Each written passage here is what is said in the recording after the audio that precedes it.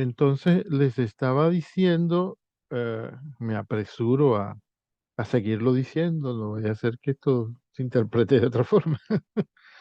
Em, Les estaba diciendo que parece que en ciertos momentos costara un poco explicar estas cosas porque es un pensamiento muy abstracto, muy complejo, ¿no? Y lo digo no para decir que, ay, sí, pobrecita la profesora Machuca que no comprende bien eso. No, lo digo porque es un asunto que para estudiantes tan jóvenes quizá, bueno, tenga un poco más de complejidad o quizá de dificultad, no sé. Y por tanto, chicos, no tenéis que sentiros mal. Ay, me salió en español, porque quería dejar claro Me encantó. que quería usar una forma verbal para que no se entendiera que podían ser otros, sino ustedes. O sea, quería usar segunda persona que no se confundiera con primera ni con tercera. Es que hay estudiantes que suelen sentirse mal con estas cosas porque son tan complejas que se dicen, ay, pero que no, porque yo soy tan lento en entender estas cosas. No, no es que no eres tú que eres lento, es que esto es una teoría que requiere un tiempito, ¿no? Y que requiere que uno lea mucho y que reflexione y todo eso. O sea, unos muchachos de 18 años todavía están comenzando. Si lo comparas con Gené, era Gené. ¿Cómo vamos a describir a Gené? Entonces, yo detengo el video para decirles, no se asusten y no se sientan mal, no bajen su autoestima porque es un asunto complejo. Fíjense que es la profesora Machuca, que tiene años y años estudiando esto, de vez en cuando parece que titubea, ¿no? Claro, porque no, es humana. A ver, vamos a seguir con esto.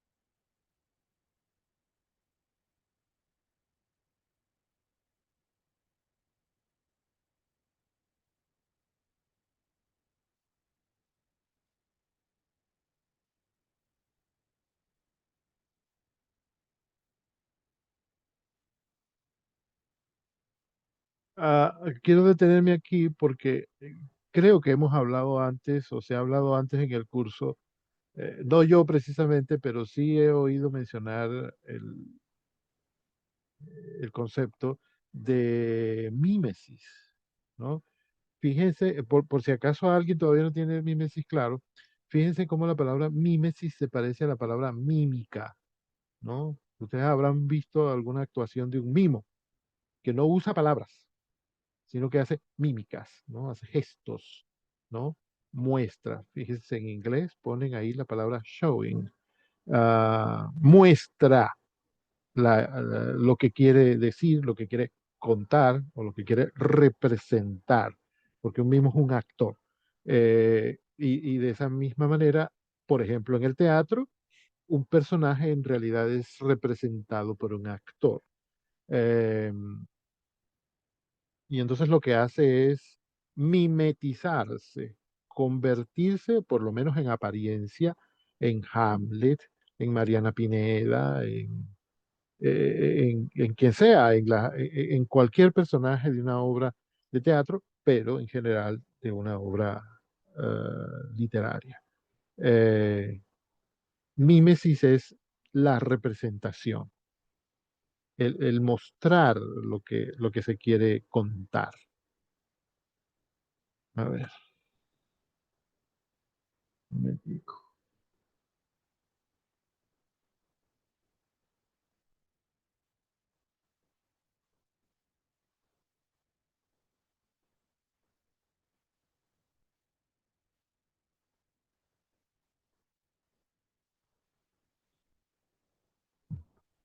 Profe, disculpe.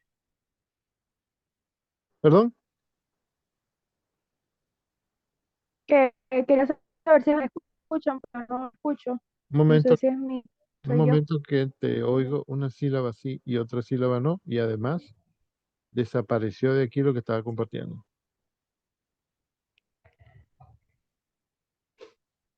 Ay. ¿Aló? ¿Aló? Estamos hablando por teléfono. Jeje. Que quería saber si,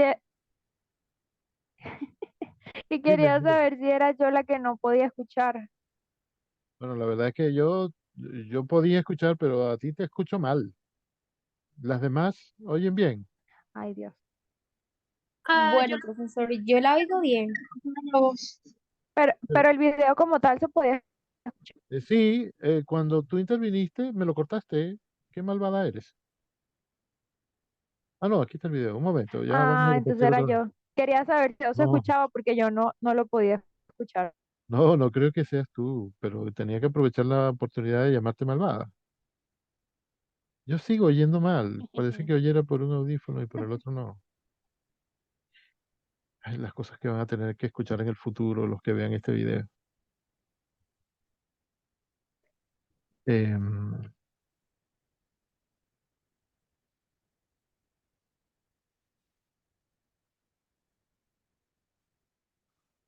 Creo que tengo que retrasarlo un poquito.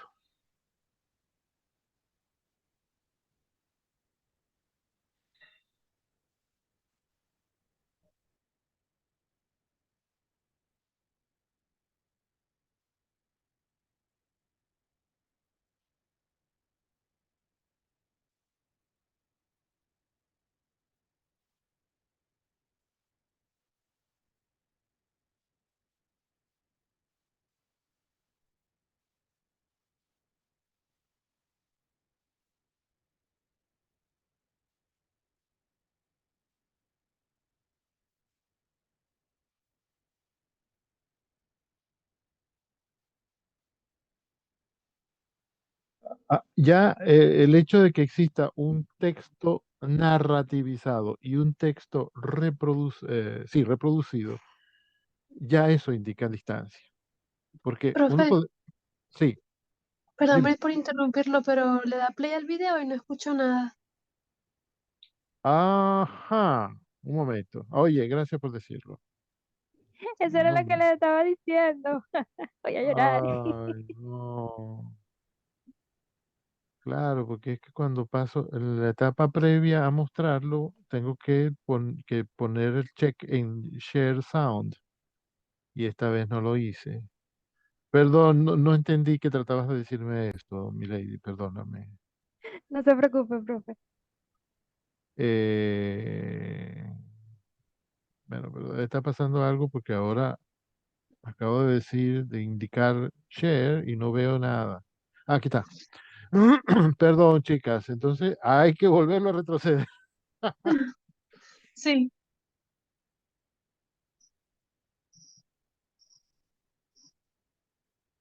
Ok, vamos a empezar otra vez aquí. Orden y vamos ahora a la distancia. ¿Sí? La distancia, bueno, al modo, ¿no? Entonces, porque tenemos orden, modo y voz, ¿no? Terminamos con orden, ahora vamos, seguir, perdón, estamos en orden y ahora vamos en distancia, ¿no? Entonces, la distancia, ¿qué es? En modo tenemos dos partes, ¿no? Que es la distancia, vamos a verlo aquí, la distancia y la perspectiva. Vamos a ver, creo que vamos a llegar hasta allí. Entonces, la distancia de cómo se dicen las cosas, la distancia entre qué y qué, entre el narrador y lo que se cuenta, ¿sí? Distancia entre el narrador y lo que se cuenta. Entre el que lo dice y la cosa dicha. Ya ahí uno ve que hay distancia. Vamos a seguir escuchando. Entonces, hace una diferencia entre diégesis y mímesis.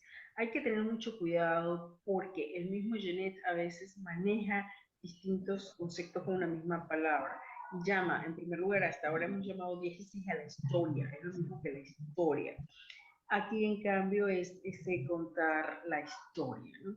Y la mimesis, que es el mostrar, ¿no? O representar, ¿no? Entonces, además de esto, pues tenemos textos que son, o sea, según esto, teniendo en cuenta esto en la instancia, tenemos un texto de narrador o narrativizado, un texto de personajes o reproducido, ¿sí? En este texto de personajes se le va a dar.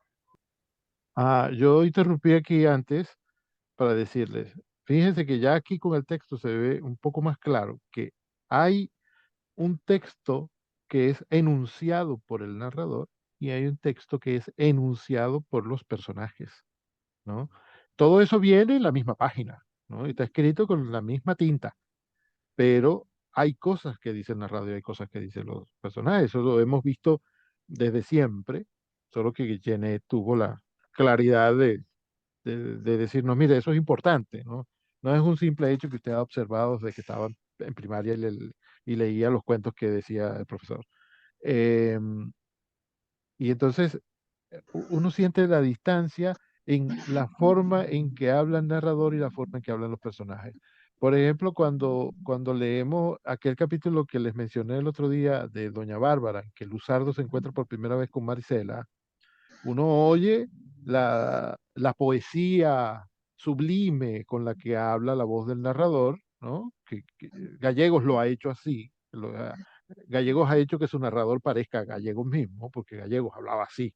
Es una cosa impresionante, como este señor uno le dice buenos días y él le recita un poema para responderle buenos días. Al final dice buenos días, pero es un poema.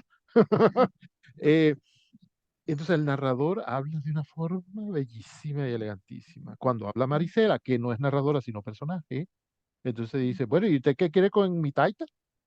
Ay, no, pero si usted sabe cómo me llamo, ¿para qué me pregunta? Pues, ¿no? Y se siente incluso que la muchacha pone esa entonación en lo que dice, porque claro, es una niña del llano que no ha tenido ninguna educación y cómo va a hablar, pobrecita, ¿no? Tiene que hablar de esa forma. Ahí hay una distancia, hay una diferencia. ¿Qué distancia quiere decir más o menos también? Diferencia. El texto del narrador es uno, porque él habla de una forma, y el texto del personaje es otro, porque él habla de otra forma, y dice otras cosas además, y lo dice de otras formas, ¿no? Eh, ya por ahí, esta es otra señal de distancia. Mayor importancia a los diálogos y a y se le da voz a los personajes, ¿sí? Entonces el narrador se minimiza, ¿no? Minimiza un poco más, ¿no? El narrador no desaparece en la novela, ¿no? Pero puede minimizarse, puede ocultarse. Entonces, es un estilo más directo en donde los personajes, donde hay más diálogos, se lleva esto sin ser teatro cuando estamos hablando de novela. En cambio, un texto de narrador no narrativizado es un texto en donde los acontecimientos nos los cuenta el narrador. Y pasó esto, y Andrea le dijo a Felipe esto, y Felipe le contestó esto, etcétera, y además va hablando de lo que le pasó, y lo que sintió Andrea y lo que sintió Felipe, ¿no? Y hay muchas palabras, muchas explicaciones, y se nos hace mucho más evidente este narrador, ¿no? Otra forma de ver la distancia, pero se pueden ver también la minucia y la diégesis, es el relato de acontecimientos, ¿sí? Es decir, donde se nos cuentan mucho más sucesos, cosas que pasan, ¿no? Por ejemplo, vamos, ustedes con esa lectura juvenil, ustedes que han leído a Percy Jackson, por ejemplo, ¿no? Entonces, Percy Jackson, ahí es un relato de aventuras, ¿sí? Y se enfrentaron a este monstruo, después viene este monstruo, está lleno de monstruos y enfrentamientos, y pasamos de una cosa a otra y de un monstruo a otro, y enfrentamientos de los jóvenes, de Percy y sus amigos con estos monstruos. Entonces, estos son es muy de acontecimientos, ¿no? Y el relato de palabras, por el contrario, no es tanto lo que pasa. Perdón, me detengo aquí en el relato de acontecimiento, que es uno de los elementos de la distancia, porque en estos días he estado leyendo otra vez uno de esos 3 libros que el otro día les mostré, los minutos que me quedan libres por ahí. He vuelto a leer Kim de Kipling, ¿no? Eh, me estoy acordando de una serie que ve mi hija que se llama Jessie, que no es tan nueva ya. A lo mejor ustedes la Se han llama visto. Kipling.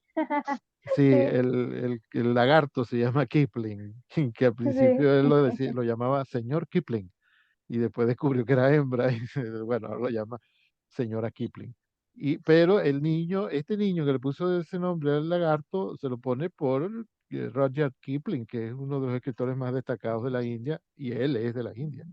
Ah, y eso ha sido un gancho ahí para que yo le hable a mi niña de Kipling y le hable de las historias que escribió Kipling.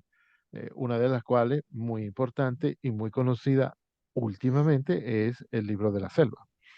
Eh, a ver, entonces, ¿qué es lo que les quería decir? Que el texto del narrador en la novela Kim es, como podría pensarse en Doña Bárbara, ¿no? Es Kipling, que es un hombre hipereducado, hiperculto, es como la propia voz de Kipling hablando y contando la historia de Kim, que es un niño de la calle en la ciudad de Lahore, en la India. Eh, pero a medida que va pasando la historia, ahora lo que dice Kim, lo que dicen los demás personajes, ese es el texto eh, de los personajes. Y ahí hay distancia. Pero a medida que van pasando las páginas, hay momentos en que el narrador, que al principio es como distante, empieza a decir, y esto es lo que yo he sabido hasta ahora de esta historia. Y uno dice, ¿qué? Lo que yo he sabido, pero ¿quién le dijo a este narrador que él se puede meter en esto? ¿No? Pues bueno, se mete, ¿no? Y lo cuenta así como una cosa que él ha ido investigando. Y eso me da la impresión a mí, bueno, la impresión no, la sensación. Y seguro que eso lo hace Kipling a propósito, porque Kipling no es ningún novato. Yo tengo la sensación de que eso acerca la historia lo que cuenta, lo que dice, que se lo pasa contando historias, el niño, el Kim, y los otros personajes también, cuentan historias todo el tiempo. Eso acerca el texto de los personajes al texto del narrador. En cierto modo, cuando el narrador deja de ser tan imparcial, cuando deja de ser tan impersonal, cuando deja de usar solamente la tercera persona porque cuenta lo que les pasó a ellos, a ellos, a ellos, no a ti ni a mí, a ellos, lo que le pasó a Kim. Kim se levantó y fue y le pidió comida a la mujer que vendía comida en el mercado. Eh, Después vino el santo varón, un señor que apareció y Kim se hizo su guía y él lo iba conduciendo por todos los caminos de la India. Bueno, el santo varón le dijo a Kim tal cosa y Kim le respondió. Y los dos llegaron a tal lugar y decidieron que iban a pasar la noche ahí debajo de un árbol. Les pasó a ellos, a ellos, a ellos. Llega un momento que el narrador dice, yo, mira, está reduciendo la distancia. La distancia está presente siempre, pero cuando el narrador hace cosas así, o cuando el narrador de una cuenta la historia en primera persona, porque la distancia es poca, ¿no? Pero qué impresionante, bueno, a mí me ha parecido impresionante eso en esta novela, de tal modo que hasta he pensado que tengo que guardarla para otra ocasión en que tenga más tiempo de leerla toda seguida, no con tantas interrupciones como tengo yo. Eh, a mí me ha impresionado que un narrador así o un escritor así, que tiene mucha experiencia, que sabe lo que hace, de repente se pone a reducir la distancia entre su texto y el texto de los personajes. ¿No les parece a ustedes encantador? Es muy curioso. Sino lo que nos Maravilloso, cuenta. profe. Perdón, perdón. ¿Qué decías, Milady? Que me parece maravilloso, fecunda la emoción. Ah, bueno. Claro, alguna cosa hay que pasar, pero a ver, vamos a decir, por ejemplo, en La Caída, ¿no? De Albert Camus. Entonces, hay un narrador homodiegético que nos cuenta su vida y lo que él piensa. Yo pienso esto de los hombres, de la humanidad, etcétera. Ya prácticamente no pasa mucha cosa, le pasa a él alguna cosa, pero es más la interpretación de las cosas que a él le pasan que lo que pasa en realidad, ¿no? Es su valoración, la valoración del personaje principal, el protagonista, que va contando las cosas. Es mucha narración. Normal. Ajá, aquí interrumpo porque me acuerdo de Rayuela, de Julio Cortázar. Cuando yo estaba leyendo Rayuela, que yo era estudiante todavía, hubo un momento que me fui para Margarita, ¿no? Llegaron las vacaciones y me fui para Margarita y yo, bueno, fui a visitar a una tía y me llevé el libro y hubo un momento que me puse a leer en casa de mi tía. Y uno de los nietos de mi tía, mi primo Iván, que siempre lo hemos llamado el negro, porque es negro, me ve leer y me dice, a ver, ¿qué estás leyendo? ¿Qué cuentan ahí? Cuéntame tú a mí. Y yo le digo, caramba, chico, la verdad es que aquí no está pasando nada. ¿Cómo que no está pasando nada? Y un libro de 400 páginas, ¿cómo que no pasa nada? Pues no está pasando nada, negro, porque la verdad es que desde hace como 30 páginas que el protagonista, Oliveira, está sentado al lado de la cloche, que es una mendiga de París que él se encuentra, y que bueno, la encuentra siempre, ya son como amigos, pero bueno, él iba caminando por ahí, se encontró con esta mujer, que él la conoce hace tiempo, y se sentó al lado de ella, donde ella estaba pidiendo limosna, y se quedaron ahí, sentados. Y pasaba la gente y le daba limosna a ella, le daba limosna a él, pero hay un momento en que eso se detiene y simplemente el narrador nos está contando lo que va pasando por la mente de Oliveira y lo que está pasando por la mente de la mendiga, y hasta a veces parece que estuvieran dialogando los pensamientos, no ellos, sino sus pensamientos, porque van pensando como cosas similares. Y el mismo narrador nos va diciendo, en el momento en que Boliveira dijo, se dijo o pensó, reflexionó, tal y cual, la cloche dijo en su mente, en su cabeza, no sé qué cosa. Y era como si se dijeran y se respondieran, ¿no? Ahí no estaba pasando nada. Y eso sería como media hora en el tiempo de la historia, sería como 25, 30, 40 páginas en el libro, el libro impreso, sí.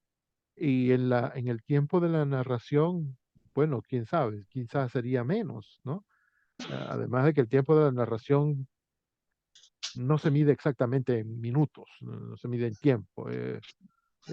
Las cosas pasan a una velocidad diferente si uno lo ve desde el punto de vista del narrador. Lo que le pasa al narrador no es sencillamente lo mismo que les pasa a los personajes, entonces es otro tiempo.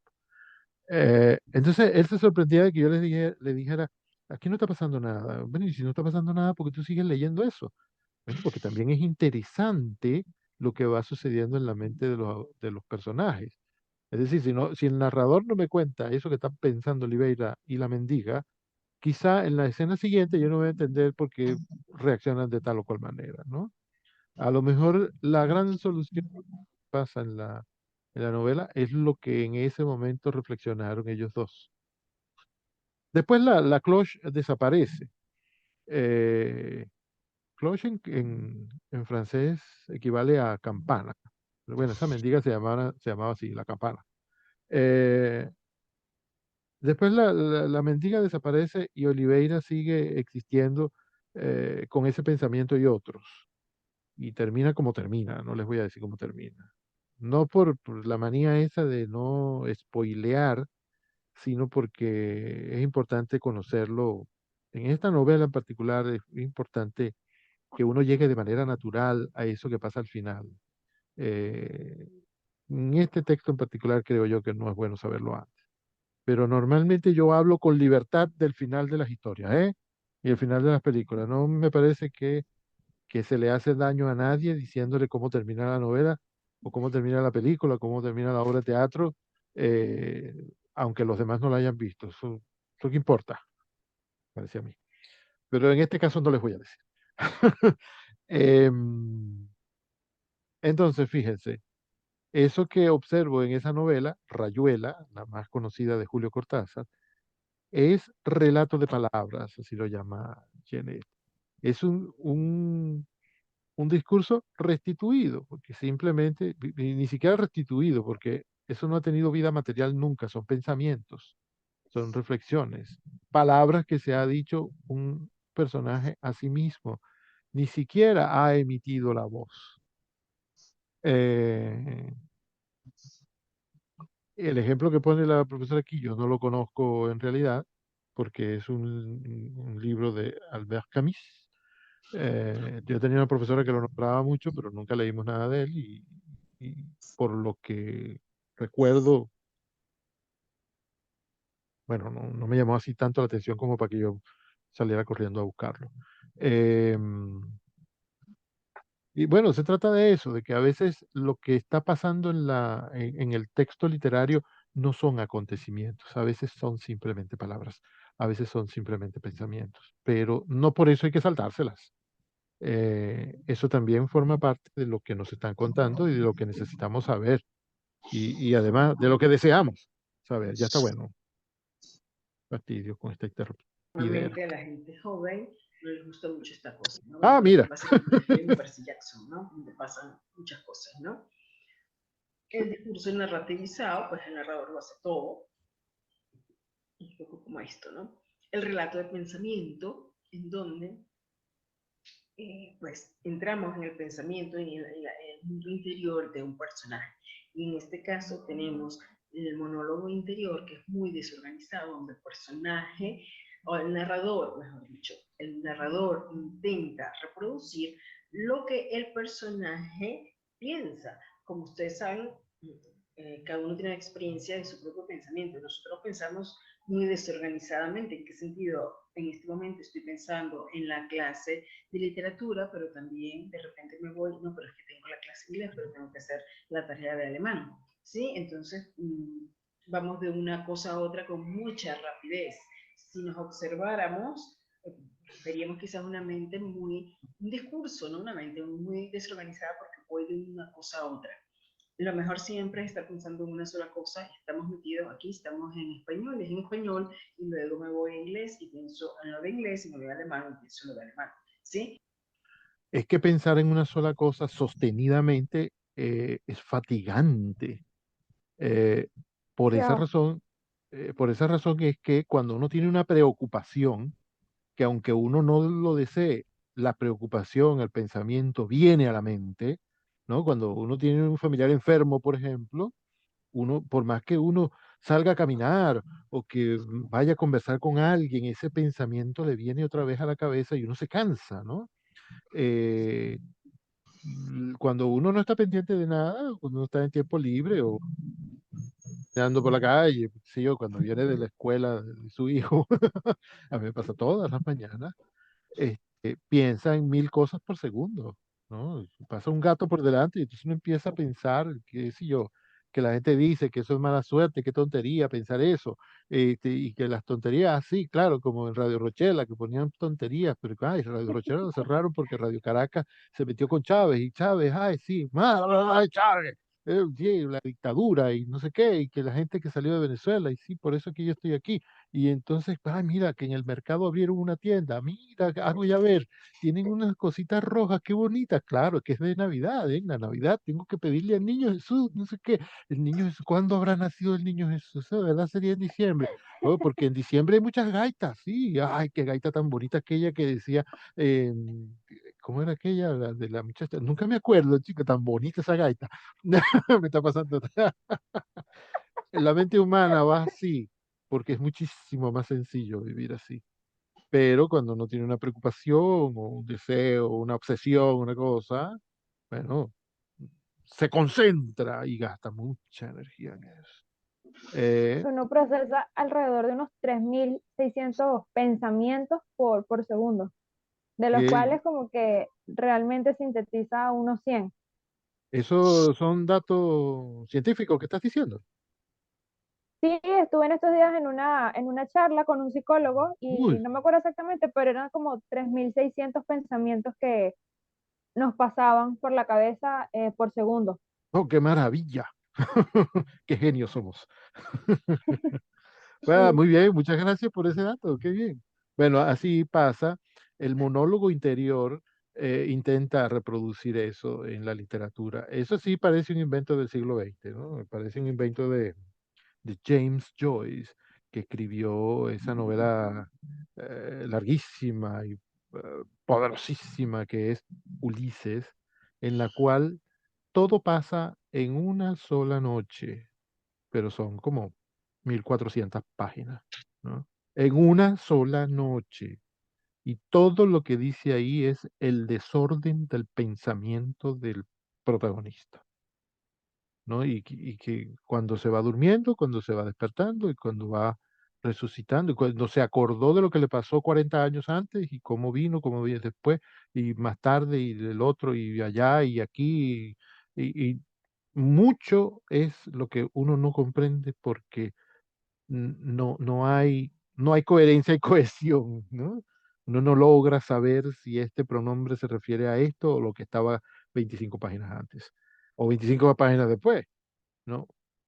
Porque el narrador, bueno, el autor intenta reproducir en ese texto el desorden con el cual piensa una mente desocupada, ¿no? Y bueno, y una mente ocupada también puede ser que lo haga, porque uno de vez en cuando se distrae, que es un mecanismo de la mente para descansar un poco. Cuando uno está trabajando, de vez en cuando mira para arriba y le echa un chiste a un amigo, a un compañero, ¿no? Eh, lo malo es cuando se vuelve un bochinche, pero la mente descansa de esa forma y lo logra a pesar de que uno se ponga disciplina. Eh, la literatura intenta hacer eso y lo está haciendo desde, bueno, debe haberlo hecho tiempo antes también, pero al principio del siglo XX, final del siglo XIX, principio del siglo XX, en que estaba naciendo el psicoanálisis, por ahí andaba Sigmund Freud, eh, los escritores se volcaron a leer y a estudiar estas cosas que iba descubriendo Freud, que iban descubriendo los psicólogos, porque por supuesto, cómo funciona la mente humana es una cosa que tiene que ser muy atractiva para un escritor. Y a medida que iban aprendiendo los psicólogos y los propios escritores y los poetas, los artistas en general, porque los pintores y los músicos también se metieron en eso, eh, a medida que se iba aprendiendo de cómo funcionaba la mente, empezó a aparecer eso también en el discurso literario y fue inmensamente enriquecedor. Imagínense que apareció esa novela Ulises de James Joyce, que es, perdónenme que use tanto esta palabra, es monstruo de la literatura. Es decir, estar en cada una de las cosas, porque ese sentido voy de una cosa a otra. Lo mejor siempre es estar pensando en una sola cosa. Estamos metidos aquí, estamos en español, es en español, y luego me voy a inglés y pienso en lo de inglés, y me voy a alemán y pienso en lo de alemán. ¿Sí? Es decir, estar en cada una de las cosas, porque si no, pues hay un caos. La psiconarración, que es también un discurso del pensamiento, es un narrador omnisciente, cuenta el mundo interior del personaje. Un discurso con orden, porque es un discurso desde afuera, ¿verdad? Entonces pensamos también en Doña Bárbara, ¿no? El narrador es quien nos dice lo que está pensando Doña Bárbara y lo que está pensando Marisela o Santos Luzardo. Aquí vemos que por ejemplo, en estos personajes hay cambios psicológicos, cambios morales muy importantes. En algún momento, por ejemplo, Doña Bárbara está pasando por un momento de confusión, ni ella misma sabe lo que quiere ni lo que va a hacer. Eso nos lo dice el narrador omnisciente, no nos lo dice la propia Doña Bárbara, ¿sí? En cambio, en el caso de Marisela ya es un poco menos narrativizado porque hay unas acciones a través de un sueño, por ejemplo, la pasión sin nombre, ¿no? En donde Marisela y Santos Luzardo se dan cuenta que están enamorados, pero no lo dicen así, sino que Marisela tiene como una ensoñación y piensa en un baile donde ella le dice a él ciertas cosas, pero estas cosas no pasan, ¿no? Es simplemente un modo de darse cuenta. Sí, allí está el personaje está mucho más cerca de nosotros. Por supuesto que esto no lo dice el narrador, pero el personaje está muy, muy cerca de nosotros, ¿sí? Bueno, perdón, Me gusta tanto cuando ponen como ejemplo Doña Bárbara, que me quedé escuchando, pero no sé si hacía falta que llegáramos tan lejos con el asunto de la distancia. Bueno, no recuerdo tampoco quién fue que preguntó sobre la distancia, pero me pregunto ahora si habrá quedado respondida la pregunta, así como 600 minutos después. Creo que Bueno, fue Dani profesor, el la que hizo la verdad pregunta. sí, sí, quedó muy clara, profesor. Muchas gracias. Valió la pena. Ok, ok, un placer. A ver, chicas, ¿qué más tienen por ahí? Me gustó ese recorrido Profesor, que hicimos en la clase y al mismo tiempo hacer los incisos. Ajá, sí. A mí también, a mí también. Profesor, una pregunta. Sí. ¿Usted entregaría las correcciones de los parciales que hemos hecho por correo? Sí, en general por correo. ¿Usted nos estaría avisando entonces cuando les envía? Sí, sí, claro. Ok, gracias. Ok. Esa pregunta ya le da pinta a este diálogo de que se está acabando. What a pity.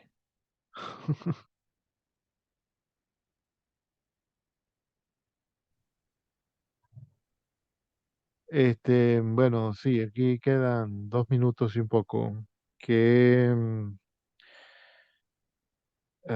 iba a decir a continuación? ¿Qué era? ¿Qué era?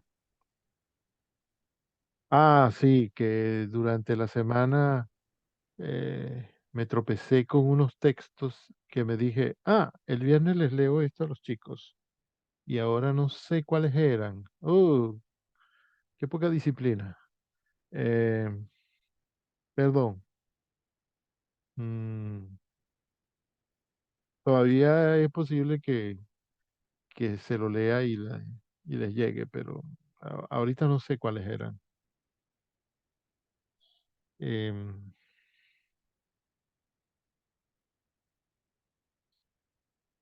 Hay un momento en el video en que la profesora Machuca dice esto del tiempo. Sí, cuando habla del tiempo, hay un momento que dice, por esta razón a veces uno está viendo una película y dice, esto es muy lento, o leyendo un libro y dice que esto es muy lento. Esas cosas llegan a explicarse con la teoría literaria. Y no sirve simplemente para darse cuenta de que, por esta razón la película es lenta, por esta razón el libro es lento. Debería servirnos para algo más, debería servirnos para descubrir elementos, descubrir detalles eh, que nos lo hagan atractivo de otra forma, ¿no? Porque la velocidad a la que se cuenta una historia no es todo lo que cuenta en la historia, ¿no? Y hay más cosas, y hay cosas en la superficie y hay cosas en la profundidad. Bueno, ahora sí queda menos de un minuto. Creo que vamos a terminar despidiéndonos en esta ocasión, ahora sí. Hermoso mañana. Mañana casi tarde. Sí, yo también lo siento. Muchas gracias, chicas. No, de verdad que Muchísimas gracias gracias a a usted, usted, profesor. profe. Bueno, nos vemos cuando las circunstancias lo exijan o el viernes que Así viene. será. Muy bien. Chaito, pues. Dios me las bendiga. Cuídense. Amén, igual. Que tengan un buen fin de semana. Igual a Igualmente. todos.